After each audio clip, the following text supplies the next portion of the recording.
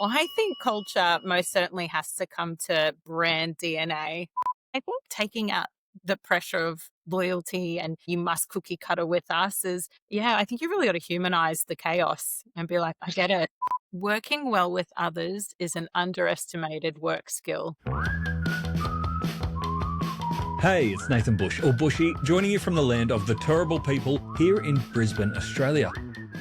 I think one of the trickiest things that any founder-led e-commerce business can go through is actually moving away from the founder into a place where there might be managers or separate teams that aren't necessarily all under the founder's control. And if there was any instance of that transformation, that change, and I can think of no better example of a business who has been through that transition than Culture Kings. We're going to dive into that story today and how they address that transformation, but through a people-first lens. I'm sure we all know Culture Kings. They are one of Australia's biggest streetwear and lifestyle brands, grown by Simon Beard, who has been on the podcast multiple times now, but they are known for their hype drops, their music, and their sport-fueled retail experiences. They have 8 flagship stores across Australia, New Zealand, and in the US, and they've really reshaped what retail can be. But beyond the lights, the music, and the sneakers, there is a culture that has to evolve at the same pace, both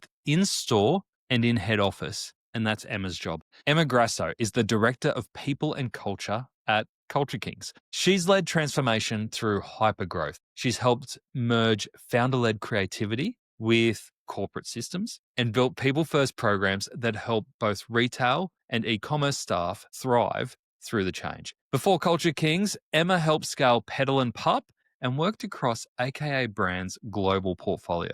So she's seen inside multiple e-commerce businesses and multiple teams at once. We thought we'd take the time on this very special episode of Add to Cart to focus less so on the technology, but bring us back to the people side. Because as you founders and you managers know, technology is often within our control. It's the people side that often keeps us awake at night, and we probably don't give it enough attention. So in this conversation, we talk with Emma about how to scale culture globally without losing what makes your brand unique. We talk about engaging Gen Z employees and try and separate the media hype from actually what they enjoy in work. And we talk about turning training into content that your people actually want to engage with. This isn't just a fluffy HR talk. We wanted to dive into some of the tips and the techniques that Emma has to keep her team motivated and performing at the highest level. Massive thanks, as always, to our friends at Shopify and Klaviyo for powering Add to Cart, not only on this episode, but in all our episodes. Without further ado, let's get into it. Here's my chat with Emma Grasso, Director of People and Culture at Culture Kings. Emma, welcome to Add to Cart. Thank you so much, Nathan. So good to connect with you. So great to have you here. We were connected by Justin, who's president of Culture Kings here in Australia. And he said, you've got to meet Emma. And in the back of my mind, I was like, we just haven't done a people or a culture exploration yet on Add to Cart. And I couldn't think of a better business to do it with. And he says that if there's anyone you've got to speak to, it's Emma. So I'm stoked to have you here. Thank you for joining. Oh, thank you so much. Yeah, so excited to talk about the people and culture game. And yeah, he's just been an awesome person to work with. So glad he connected the dots. Well, he's setting you up here because Culture Kings, it's probably the most intimidating name from a HR perspective. When you're talking about culture, you're pretty much putting it out there that you're the best in the world at it. When it comes to culture, when people say, and I find this all the time in interviews, can you describe to me the culture there? How do you define culture? Yeah, it's so true, isn't it? Well, I think culture most certainly has to come to brand DNA. Like, what's the value? What are the purposes? Like, what's like the competencies that we think are pretty amazing that an employee should really exude? What's that vision? Why are we in the marketplace and why are we doing this is probably the best way to explain culture. So in a Culture Kings mindset, the beautiful thing about them is they have such a great tangible DNA. They really focus on music, sport, and fashion. And with that, I suppose music, sport, and fashion, we consume that on the daily. So it's such a great tangible that everyone can connect with immediately. And with that, I feel like if you're wanting to grow or scale that culture and it's around those 3 divisibles, you're always kind of coming back to the ground zero position together and being like, well, this is why we're here. We're excited to do this. So yeah, I would say culture kind of really has to lean into like, what's the brand DNA? What are the brand values and how do we exude that out in the marketplace? So So do you have to be cool to work there? no, it's wide and varied, but I have to admit, it seems to be a magnet for cool. There are a lot of very, very Yeah. cool people walking around for sure, but it's a good mix. It's a good mix. Yeah, I get intimidated walking into your stores. I'm like, I really love the experience and it's an amazing experience. I'm like, I'm not cool enough to be here. Oh no, actually, we often get a lot of people from IT and finance, and they're so lovely. We'll always send like a bit of an email, like, you can dress however you like, nice and casual in the office. And, first day they'll be in like a suit and a tie or maybe like a shirt and chinos. And then they look around, they're like, oh, I'm going to come in my Adidas trackies tomorrow. And I was like, yeah, like, so That's that's awesome. cool, casual and cool. So you can be individual.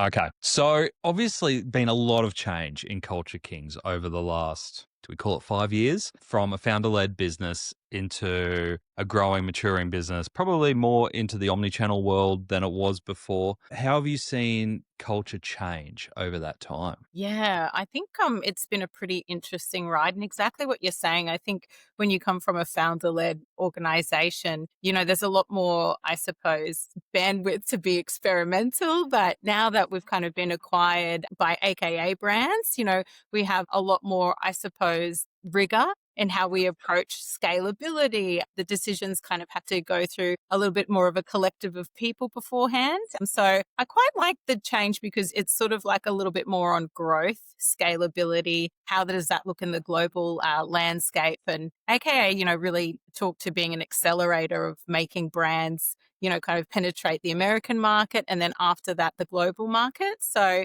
I suppose for a lot of people, the biggest change was like, oh, wow, there's so many more cooks in the kitchen kind of Yeah. looking at how we do things. But with that, there's so many benefits because, we have a global team now. We've got the team in the US. So you get a lot more thought partners in the space. And I feel like with the US, like they have such an incredible talent market there because they're just such a bigger country. So there are real like thought leaders in that AKA team that, kind of come to you as a consultant or a thought partner to help you like really think about how to scale globally. So one of their best tricks is the supply chain. We get to share with our brand portfolio partners a 3PL over there. So it's cost effective for us all to kind of start distributing to customers there. So you start to see exponential growth really quickly. So I would probably say the change management has been a lot because it's a new way of working. But with that, there's been just so much more opportunity. And other cool parts is, you can have a little bit more like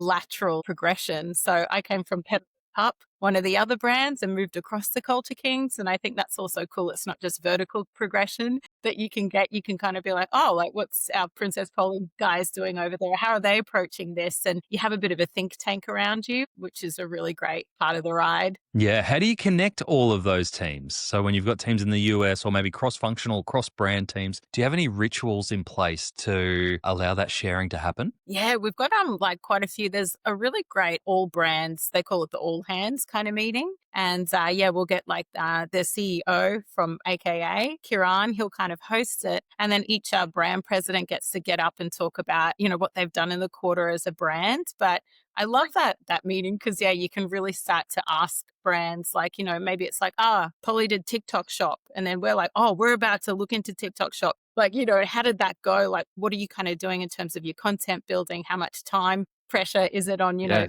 content creators? And yeah, you can kind of really pressure test things, which is great. And then within It's a bit people, of an unfair advantage, isn't it, to have that inside information across all different brands doing similar things?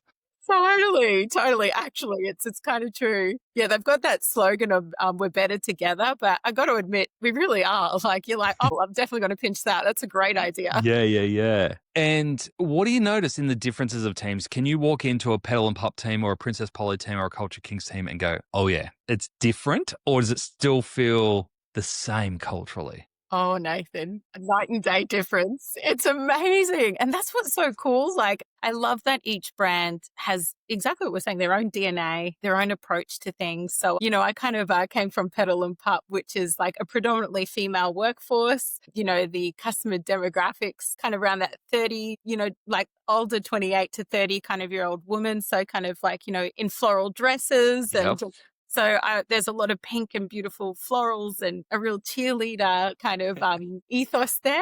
And then, yeah, I came into Culture Kings and there's like trap music playing and people do like, what up, fam? Like, just like straight up. I was like, I felt like I was Alice in Wonderland first day. I'm like, oh man, like I got to get a really wide wardrobe here where I can wear my girly dresses and then like, Yeah. yeah, fully then come in like fully in streetwear and Oh, that's cool. What made you make the change over? What was it that inspired you to move to that whole new different way? yeah, I've sort of come a little from streetwear. Like I worked at Inku for quite some time and Oh, I love Doug and the team. God, Doug and the team, they're the best. Yeah. Yes. Yeah, they were awesome. So yeah, I worked there for about 7 years. When I Oh, was so you've living been cool forever. oh, You're all right. it's just the brands that I connect to. It's the halo effect of cool. I'm just a good customer. That's why I'm cool. You're just there for the staff discounts. Totally. Always. We always joke that, sometimes I feel like I'm circulating my pay straight back into the company. Like, thank you for paying me and here's my money back. Here it is back. Thank you. I'll take your clothes. Literally. What was the moment that you were like, I've got to make that move? It was pretty amazing. It was an invitation, really, by AKA. They were just sort of, I suppose it was a similar trajectory that Petal had just done, where the founder had left and, we were kind of working alongside AKA. And so it was really a part of that change management piece, straight after the founder had left and how do we look at the new horizon. So, yeah, it was pretty cool. AKA just approached me and said, hey, Culture Kings is going through the same thing, would you consider coming across? And for a while it was shared services, which was great. So really being able to kind of connect with them and understand like, the situation of change management. And, And when you talk shared services, for anyone who's never worked in this model, we had this at Super Retail Group and I was shared services. And I know it comes with its challenges and its opportunities as well. But at that point, were you shared services around people, tech, and other things, or was it just a people shared services? it was just for people, yeah, Okay. shared services, which was great. So yeah, that went for quite some time. But then after a while, it was kind of decided a little bit on the Culture King side, hey, I think we kind of need you here full time, which I was sort of like kind of true at this point in time. It's probably great to just sort of be 100% to really embed the change. So yeah, I think it was around 9 months of shared services, nearly a year, just shy of a year, and then made the move over to streetwear all day. Cool. So when it came to that massive change, what was the biggest challenge for you from a people perspective? Where did you start? I think, I suppose, really getting everyone on the journey of change is probably the hardest part. So I think for me, I kind of looked at it and I said, I've really got to garner the trust of everyone here. Like, I'm sort of probably the face of change right now. I've come from another AKA brand, so I really took a moment to kind of really get to know the team and just say, hey, I know what this moment feels like and it's a bit unsettling and I get everything kind of feels a little upside down. But I've done this before and we're going to hold hands and get this happening. So I kind of asked, around, like I had moments to just meet up with people in meetings, a lot of the managers and senior managers first, but then hit the ground, and just meet the people on the floors. And I thought, with people and culture, you got to do a lot of, I think, you do a lot in the background that people don't know about often. Yeah. Kind of thought, well, these are the things that we'll have to do as more the front facing stuff. So having a presence, being communicative. So I kind of started up a couple of rituals, like you kind of said immediately, which was weekly Slack blasts. We kind of all connect on Slack. I noticed that was the most engaging platform for everyone. And I think what a lot of people were saying is it's a new land. We used to have, an amazing president like Simon, who's such an orator, who gets everyone Yeah. together every day. So it was like, how do we communicate now in a new land? And I thought kind of true, like there's so many business updates going on and people stuff. So every week I still do it. It's called the weekly Slack blast and it's like a notification. It does shout outs to people, but it was great, hearing people's side hustle stories even. We got a podcasts. Like there's so many that are like prolific, like music, side hustle gigs and stuff. So, you kind of, I was mixing like, hey, there's a new person starting. They're going to start in the IT team. This is a bit about them. These are things happening in the office. But did everybody know that so and so's in a rock band and like fully got like, just a little, or hey, check out this podcast that, so and so's doing. And I think that started to marinate with everyone like, hey, we're in this together. It's made up of individuals and, just learning about each other a little bit more. So, yeah, first strategy was, connect and communicate. Then second strategy is really taking people on the ride of change. What does a program that's nice and standardized and stabilizing for everyone look like? Why processes Yeah. can be supportive infrastructure as well. I could imagine there's lots of people, a lot of specialists in there, especially under a founder culture. And Simon is just one of those lightning in a bolt founders where he'd let the good people go and back their ideas and let that happen. And then all of a sudden you're saying, look, we don't have a Simon anymore. We're kind of one team and we're all responsible for it. We're taking this forward and there's a bit more process and we're coming together on this.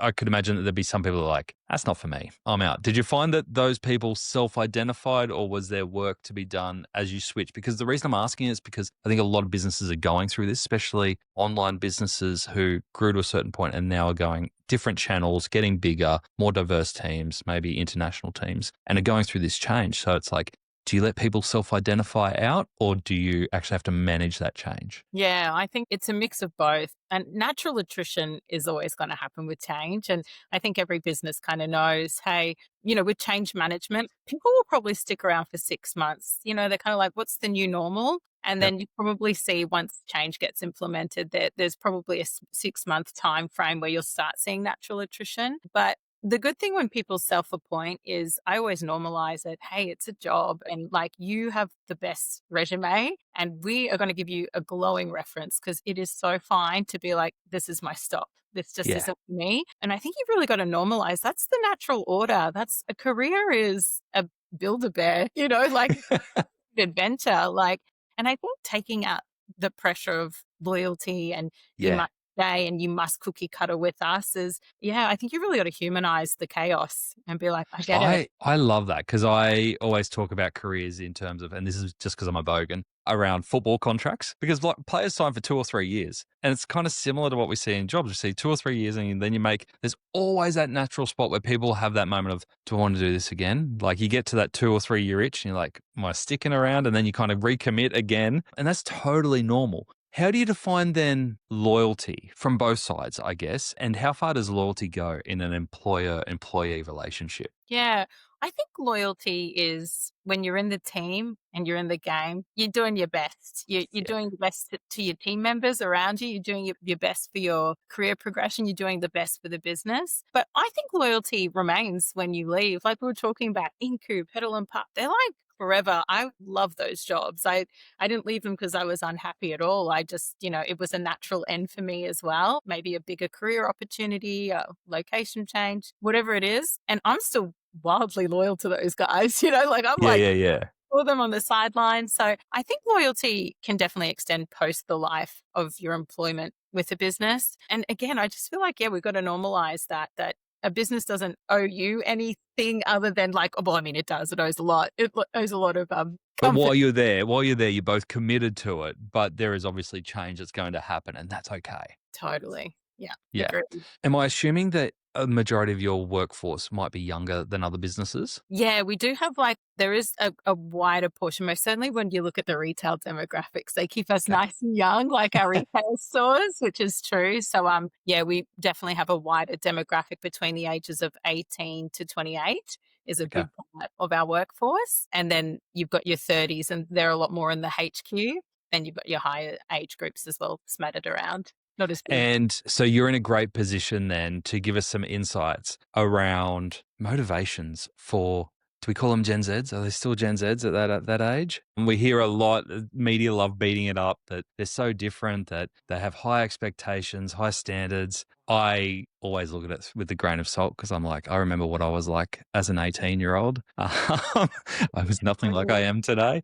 And what are your observations around the younger generation of the workforce coming through? Are they actually different to what you and I might have been like when we were their age. I'm with you. I think you've always got to unpick exactly what you're saying. When you're younger, you are a bit more susceptible to, well, sometimes it's their first job. So you got to give them a lot of slack because it's like, hey, it's a professional workplace and it's sort of a little different from probably other realms that they're coming from. But my observations are they're just so used to information all the time and it's quick and it's fast and they kind of just need information. And if you can get them on board with the information prior to tampering or touching too much, they're pretty much on board. I definitely would say they're a lot more connected to the macro effects of the world. Like I think, they have a very strong social conscience and they that from a business. And I think that's a really important thing to maintain with them to showcase that you're always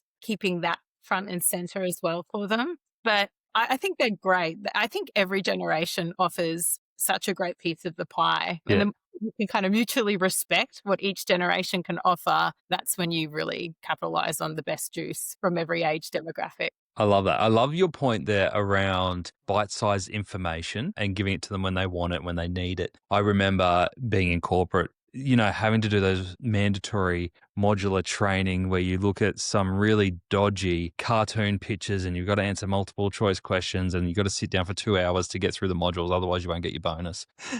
What kind of communication methods have you seen really work and cut through, especially with that retail demographic who might not be in there full time? Like, how do you get your messages across so that they land? Yeah, so true. We have really great digital outputs, especially what you're saying, learning and development is, it can be so corporate and so boring.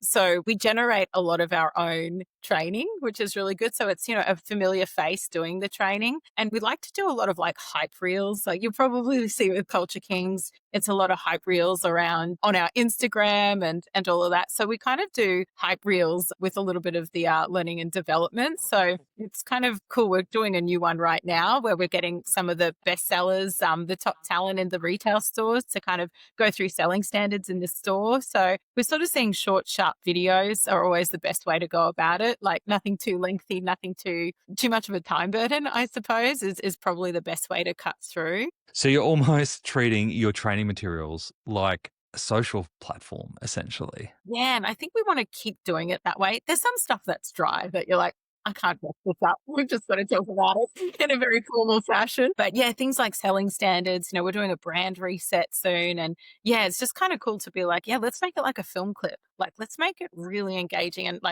reflect what we do on our platforms, Instagram, do all that, but in a training format. I think another exciting thing is looking at AI capability with learning. I don't know if you've seen, but learning languages. Now it has an AI person that can talk with you and yeah. So we're like, oh, because you've always got to do a bit of a pop quiz, especially for compliance, like in this scenario, blah, blah, blah. So talk us, before we go down this path, because I think this is a really fascinating path, talk us through learning languages for those who might not have come across that. Yeah. So if you're learning a foreign language, I don't know if you've seen a lot of this. I mean, I'm a lover of speaking other languages. Yeah. Had to learn, through very old school kind of methods. But there's all this new technology where it has an AI teacher with you and it's conversating with you. So you might be trying to say a sentence in Spanish and the AI teacher is having that conversation and making you, pronounce the words properly and not making you so look at it as a script. And they kind of say when you're learning languages, it's a lot more visceral and it sinks in more when you're not reading off a script, when it is live. Which is why we learn better when we're actually in countries than trying to learn it before you go. Because you're getting the emotion and everything and the context behind everything. Yeah, exactly. It's really cool kind of seeing all of that data coming through. And so we've already been kicking that around a little of how do we capitalize on AI for our learning and development? How cool would it be that instead of it's tick this pop quiz after, that it could be some sort of really interactive learning where it can kind of really embed the learning for them. Are there any tools that you've come across in that AI space that you're really loving, even if you haven't implemented them properly yet, but you're experimenting with that you think show huge potential with changing how we train our teams? Yeah, I think most certainly the learning and development space is going to have a real interesting shake-up. So I've got a real keen interest in that.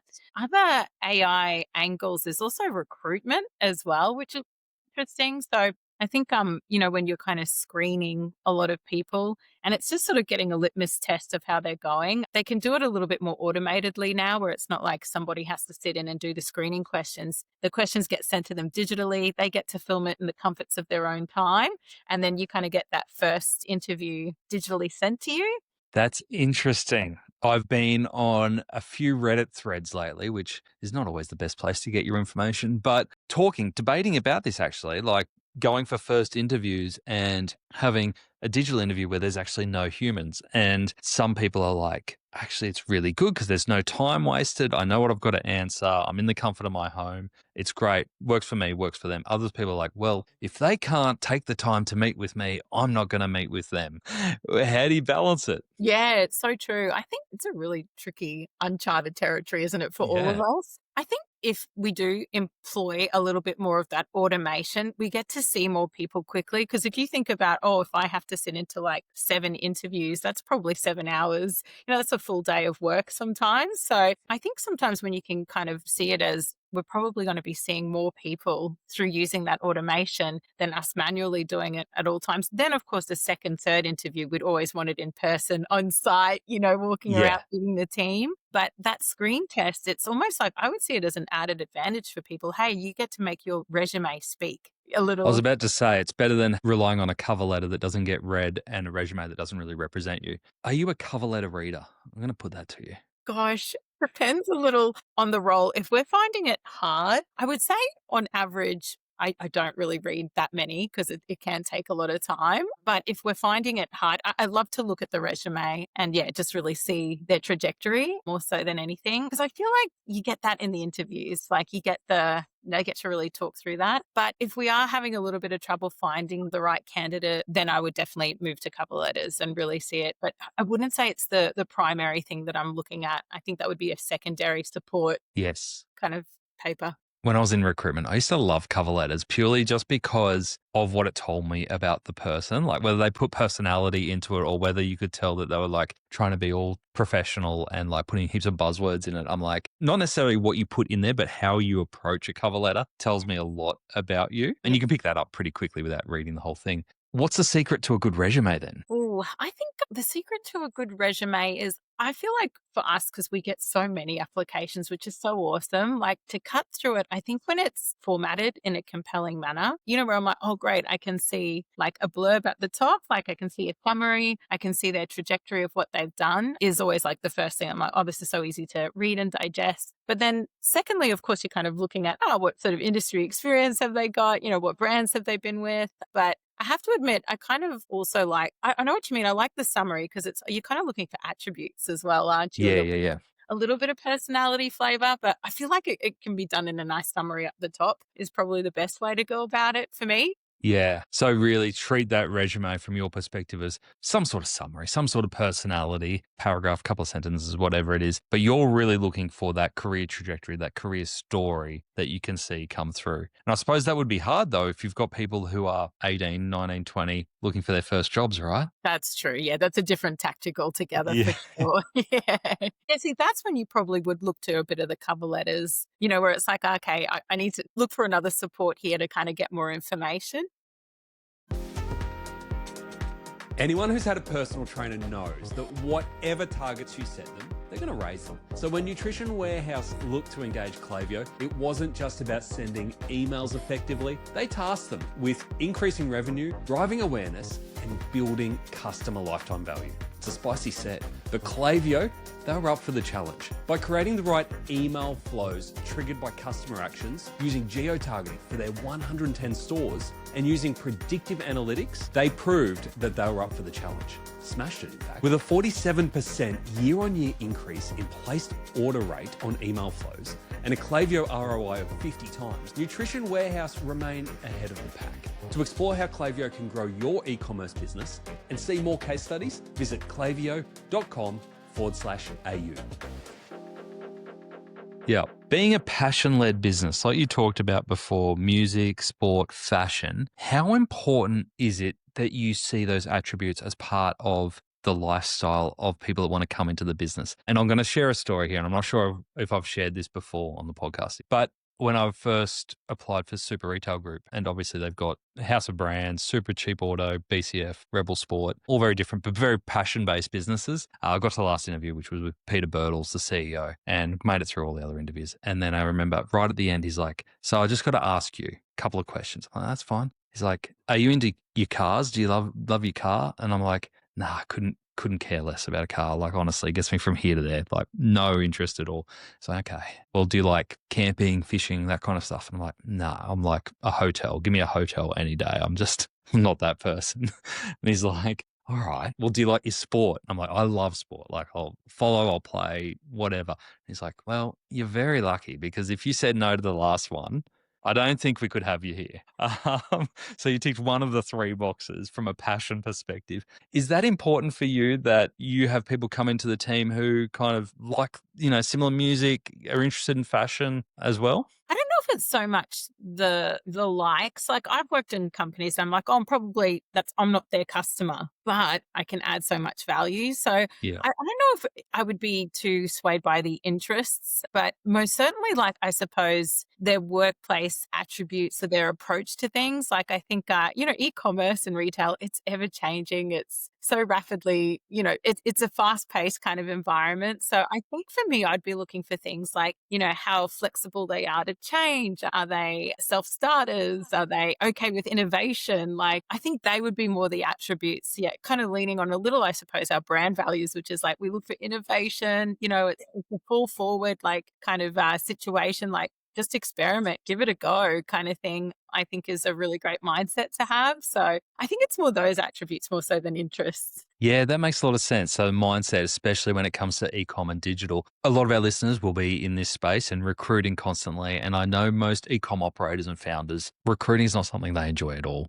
because it's high stakes, high time, and it's just tricky, right? Like you're always self-doubting yourself all the time because you get such a limited time with this person that you're paying a lot of money and you're putting such big hopes in. When you said then around you're looking for mindsets like being able to be innovative, being able to adapt with change, being a self-starter, how do you test that? In, say, you've got two or three interviews, do you have any kind of go-to questions or activities that you do to try and get inside that mindset in a short amount of time? Yeah, I think there are, I love recruitment. I think it's one of my favorite parts of the You're a people. sicko. Yeah, I really like it because, well, one, you get to widen your professional connects. And like, there Yeah. have been some people that I'm like, oh man, they didn't get it, but I'm not going to forget them. I'm not going to forget that resume. And I tell you what, there's been times where I'm like, hey, remember you said to give you a call if a role came up that was perfect for you? The time is now, sort of thing. So I kind of see it as a really great opportunity to just keep meeting with professional connects with or Yeah. without the success of getting that job. And I think when you have that open mindset of like, this person could fill it another gap at another time is also in the back of my mind. You're putting the jigsaw pieces together. Literally, yeah, which is Yeah. always good. But yeah, I love it too because there's so many different departments. Like if we're interviewing for IT or finance, you're going to be swinging a little bit more to the hard skill kind of questions Yeah. of like, can they kind of do the things? And then yeah, there's the soft skills after. But then there's other departments like marketing and merchandise, and that just has a really different kind of interview cadence and approach. But yeah, I most certainly will ask questions. I quite like the experiential questions, and I know they're like, oh no, give me a time. But it could almost be too like, or like think of a scenario, like how would you go about this? I think when you kind of offer people real life examples of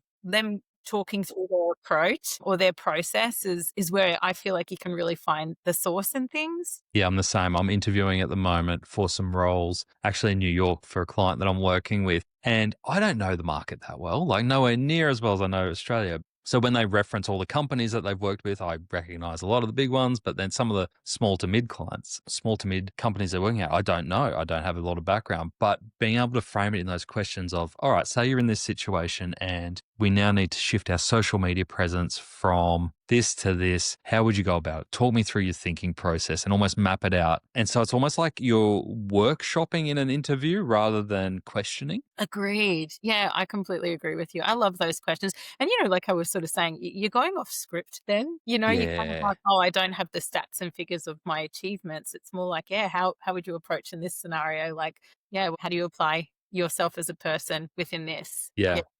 always good. How are you finding the e-commerce and digital talent market at the moment? Are you finding that when roles do come up that you get a lot of applicants, that they're easy to fill, or are you finding that there's not a lot out there? Oh my goodness. I tell you what, there are some roles that it's like, oh man, it's slim pickings. Like, Yeah. and I think with e-commerce too, there's just so many different titles, like technology will change and then a whole vocation like stream changes with it. So I would probably say it's definitely growing in Australia, which I'm loving. And for a while there, it was a little tough to recruit talent. We're based in Brisbane, Yeah. our HQ. And for a long time, we had a lot of head offices, a lot of fashion companies are definitely down south in Sydney and Melbourne. And, sometimes if you're interviewing candidates, it would be a bit of a hard sell to say, hey, we're kind of based here. The preference would be up here. But I feel like there's been such a shift. Like, I feel like Queensland's like having its time in the sun.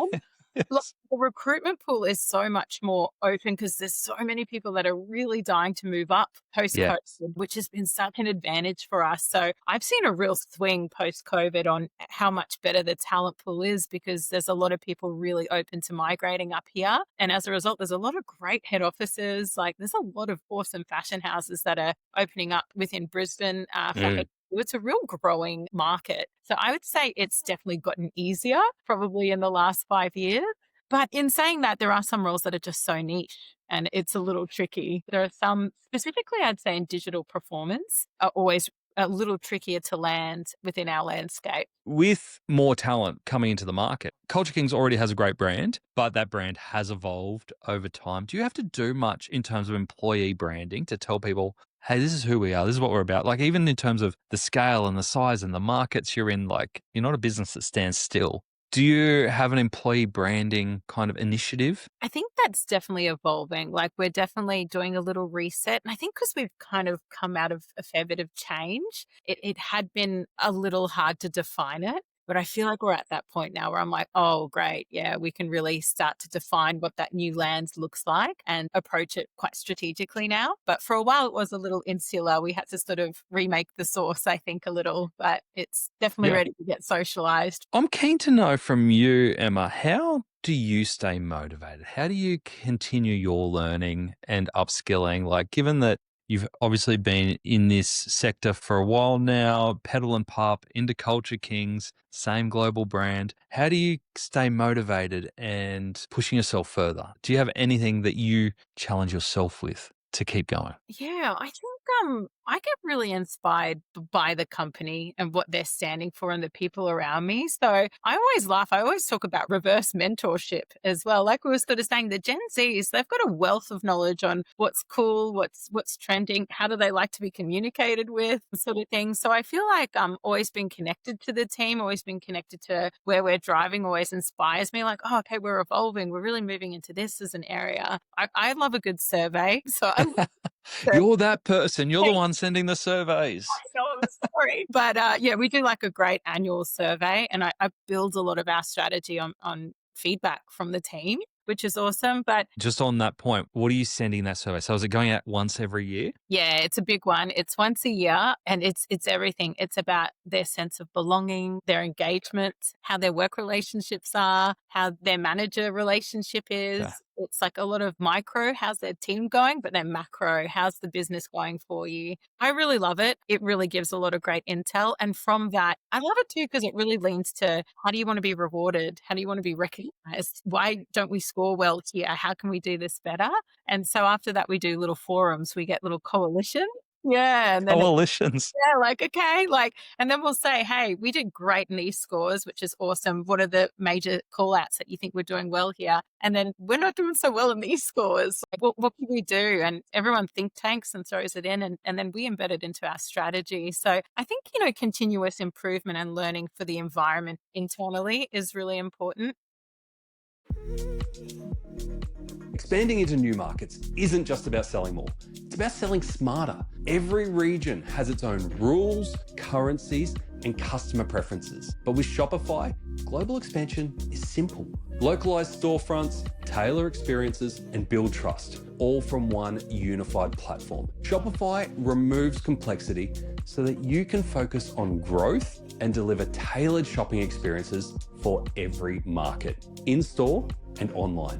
Accept over 100 currencies with Shopify payments for fast, familiar checkouts, and use built-in analytics to identify your most profitable markets. One platform built for global adaptability so you can scale without growing pains. Visit Shopify for Enterprise to learn more and start selling worldwide.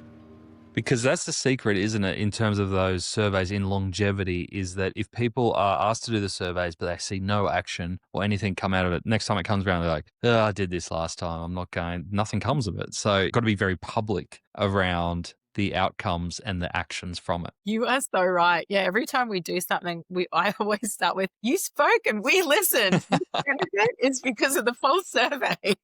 Yes. Reinforcing it, but it truly does come from that, which is... And are you running them through like a culture amp, or are you creating them yourself? We're really lucky. We've got a pretty good HRIS. So we do it through our own internal HRIS. Awesome. No, it's a really good ritual to get into. Love it. Do you do anything around 360-degree reviews, like especially for senior managers? Because I've done that process a few times and I always love it, but it's always very confronting to get feedback from those above you, in your team, in other departments, to hear it unfiltered from those all around you. Do you do them? Oh, yeah, we do. And I'm with you. Like, I kind of always say feedback is a gift, and we got to keep reminding ourselves of that, because it's an invitation to just look at an opportunity of getting better kind of thing. But yeah, we most certainly in the first 6-month probation, if there's a senior leadership team member that's joined at the halfway mark of their probation, we'll send it out, to everybody, just to sort of see, hey, you still got a couple of months. Let's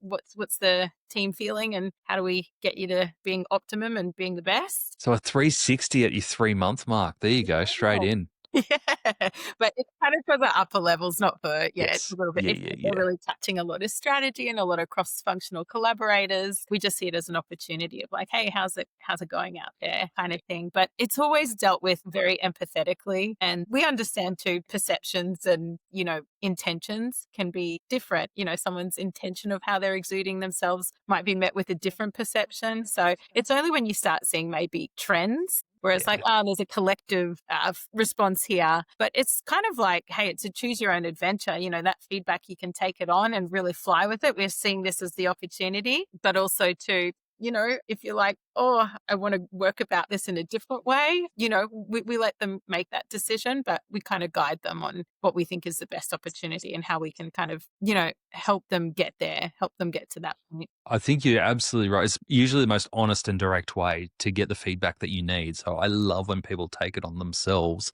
to go, oh, I'm a bit stuck here. I'm just not unsure. I'm going to initiate a 360-degree on myself. Yeah, I think that's so brave. We also, for annual reviews, we also do it. And it's a little bit, if you have a lot of cross collaboration points, you don't have to be a senior leadership team member. We might do a 360 there where it's like, hey, you're touching lots of team. How's it going? So yeah, it's done very empathetically though, but I get you. They can be tough, can't they? I think it's all in our heads, right? Like you say feedback's a gift. No one really likes feedback, but in the long term, it's actually the most helpful thing you can get. But in the moment, you're like, I just want to do it my way. Yeah, it's so true. Well, pulse surveys are great for us too. It's like sometimes we're scoring, but I'm like, but how much? I've tried so hard. Like, so I get it. I totally get it. But I suppose that's how you evolve, isn't it? Really, it's sort of like, how's it really landing with everyone? It's nice to be aware. It is. Based on everything you've seen, like you said, you speak to so many people every day who are and having career conversations constantly. Out of the top performers that you've seen or worked with, can you name 2 or 3 attributes that you see continually succeed in where people want to go? Like, what are the most important attributes to keep in mind for your career, do you think? I read this quote and I completely agree with it. It said, working well with others is an underestimated work skill. And I truly agree with that. I think if you have the gift of collaborating well with people in a way that's supportive, you're on side with them, you're seeing each other as a team, and you're really trying to kick that ball into the goal at the same place in the same time, I think is a really excellent measure of success. So I think being able to collaborate with your team it's really, I think, vital for success in a lot of ways. I had this dad moment the other day is that we were packing up to go on holidays, and this does have a point. It's related to your point, but I had this moment where Sarah and I were rushing around the house to get things in the car, and the kids had stuff everywhere. It was pure dad moment. And I was like, guys, get off your butt, come and help, pack the car, get your stuff sorted, get your room cleaned. And then we're sitting in the car on the way to the holiday. So this is a great way to start the holiday. And I was like, guys, if I could give you one bit of advice, if you just want to have a good life and a good career, just be helpful. Just find a way to be helpful. And I was like, God, if I was listening to me as a kid, I'd like, shut up, guys, like, turn the music up. but like, it was just one of those moments where I was like, you could be highly skilled, you could be lowly skilled, but if you just find ways to be helpful, you'll usually find your way through. And I get that people come from different levels of privilege and all that plays a part. But being helpful, I think, is a really important skill to what you were saying. Yeah, I'm really with you on that. You can have all the hard skills and proficiencies in the world, but yeah, if you're finding it hard to work with your team or, your manager, or like, you're not finding that resolution to be like, hey, how do Yeah. we and like personalities are tricky. I mean, we all know Yeah. that for sure, but it's the workaround. It's sort of like being like, how do we make this better for both of us? Yeah. So apart from being a team player, any other attributes that have stood out for you? Yeah, I think in e-commerce specifically, I think you do have to have an agility mindset. I just feel like e-commerce is kind of built on disruption. Like supply chains can change in the blink of an eye. Yeah. Platforms just get birthed. And yeah, like we're saying, it just sort of can really change the stratosphere. Consumer behavior can just Yeah. change. So I think when people are really flexible in e-commerce of like, how do we pivot? Okay, Mm. work, let's move to the next thing, I think is also really helpful. I think too, when you're a company that's growing or scaling up, being agile, like, oh, we used to do it this way, can kind of really trap people. And it's like, Yes. true, it did and it worked and that's awesome, but it's an organism and we got to keep growing and like, litmus testing Yeah. if it's still being a successful approach. And if not, it's okay to let it go and we think of a new way kind of thing. Yeah. And I don't know if you feel this way, but I feel there's such a strong tie between agility and empathy as well, because there's like that thing, like if you've been a leader, it's about when you're delivering news, you go, actually, suddenly, all of a sudden, we've got to change the direction, or we've got to change strategy, or there's something I'm throwing on your plate because it's urgent. We've got to do it. And then you kind of get the death stares or you get the grumpiness and you're like, just, this isn't necessarily all my decision. Just have you know what I mean? And then it goes the other way as well, to go, as a leader, you've got to understand that you've just disrupted their day and that they thought something was going to happen. So there's a little bit of two-way empathy that goes with agility for it to work well. And it's not always a skill that's easy to have. Yeah, I completely agree. Yeah, you're so right. It has to be done with that human approach. Like, yeah, with that, I get it. It's a bit tricky, but we're going to batten down, do this together. That's right. Yeah, exactly. Awesome. Emma, thank you so much. It's been so fun to nerd out on the people side of e-commerce with you. What's next for you and the Culture Kings team? What's the next 12 months hold for you? Yeah, I mean, there are so many exciting things going on in Culture Kings. I'm really excited for 2026. Yeah, we've kind of done a bit of a brand reset, which is really exciting. So, like we're kind of touching on, refining brand values is going to be a really big one inside the game on how we kind of approach every aspect of the business, quite honestly. So that's really exciting. But in the next 12 months, we're kind of excited. I think a lot of change. I think these are the last parts of a lot of our change management this year. And maybe next year it'll be a bit more of a... Nothing will change ever again. Set in stone from here on I didn't in. say that. But the big change, change. You're right. I think the foundational work has Yeah. happened and now it's almost like Yeah. the trimmings get to kind of be added next year. That's awesome. Oh, I'm so excited for you. It's so great to see a brand like Culture Kings continue the amazing work that Simon did as a founder to get to where it is and now evolve into its new form and its new presence and continue that growth, not just here in Australia, but all over the world. So love seeing it, Emma. It sounds like you're doing a fantastic job with the team. Thank you for sharing your insights on everything people and everything Culture Kings today. Such a pleasure, Nathan. Thank you. It was always going to be a big promise when you called Culture Kings to come in and tell us about culture, but I think Emma did a fantastic job of explaining some of the techniques and the tools that she uses when both recruiting and engaging their team. And she was really honest with the true trials and tribulations of managing a workforce that's constantly changing and adapting to where the business needs to go. And I really appreciated that. Here are 3 lessons that I think any business can take out of that conversation. Number 1 was teaching like a marketer. I think we've all been through them, the boring L&D modules where we're forced to sit through some really bad either acting or PowerPoints or just boring text in order just to tick a tick box. That obviously isn't going to work for a workforce like Culture Kings. So Emma's approach of treating L&D as social media, I think is really interesting. If we put all this effort into entertaining our customers, aren't we doing the same to entertain our employees when they're doing some really critical learning that will impact hundreds, if not thousands, of customers as well? So when we're thinking about important messages or important lessons that we need our team to understand, don't just type it out or put it in a Notion document. Think about how you would want to engage with it. There's absolutely no reason to make it boring. It doesn't have to be a huge production. As Emma said, even having some of the team present it on video with faces that they know and they trust made a huge difference. I think that's a great tip. Number 2, the annual survey feedback. It does sound big business, it does sound corporate, but it is so important to have a ritual where every year you are getting data that you can compare year on year on how people feel, whether they are achieving, whether they're engaged, and be able to compare it year on year. Now, there's 2 results that you want to get out of these. There's obviously the results of the survey that you want to understand what the engagement levels are in your organization. But the other thing that you're driving towards is actually an engagement rate for the survey itself. If you're only getting 10 to 20% of your workforce completing the survey, it is not a true representation. You actually can't take a lot of action from it. So there is a trick about getting that input year after year, and that means that you've got to take action and you've got to communicate after the survey is done. It means saying, to Emma's point, yes, we hear you. You spoke, we listened. Here's what we're going to do. And I love Emma's idea of getting coalitions around to take action and to brainstorm ideas to lift those survey results even further last year. By showing the team that you're taking this seriously and that things will change in response to the feedback that they're given, one, you're going to get more people engaging next year because it's going to be worthwhile for them. And they're probably going to be more honest and forthright with their responses, knowing that it will have an impact.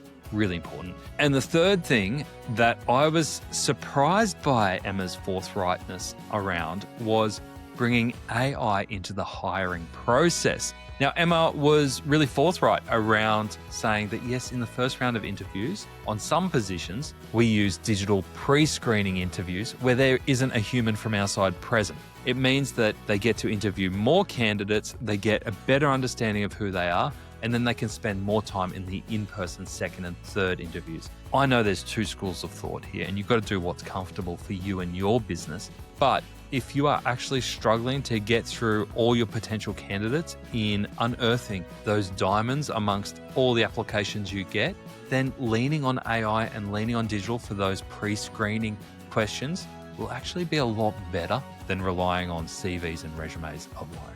Obviously, know the risks associated, but don't be too scared of changing up your hiring process if you need to scout wider for talent using digital tools. That's it for Add to Cart this week. I hope we've kind of given you pause to think a little bit more around team, around hiring, even around your own career trajectory and what that looks like. I love Emma's point of around that we're all in a state of flux, that careers aren't forever, that loyalty is a thing, but it's not necessarily you're loyal to one employer for life. I think they're all really important messages, and Emma does a great job of framing it up from a human perspective. Now, if you want to discuss any of this, jump on over to the Add to Cart community. It's free to join. We've got over 500 e-commerce professionals in there, and it's a great place to discuss anything that you've heard today, especially around maybe hiring techniques, how you get feedback from teams, learning and development programs, all those sort of things. Hit others up in the Add to Cart community to get their ideas and share problems. It's better solved together. The other thing we've got there is a little section called Open to Work. So there are some great people in there that are saying that, hey, I'm ready to work, or I've got positions ready. Come in and check that out. We'd love to see you in there. Head on over to addtocart.com.au to join that community for free. Also, if you're listening on Spotify, Apple, or on YouTube and you liked what you heard today, make sure you hit that subscribe button. We're going to bring you episodes every week with new ideas and new innovations in e-commerce, and we'd love to bring them to you. Hit subscribe, and we'll see you next week.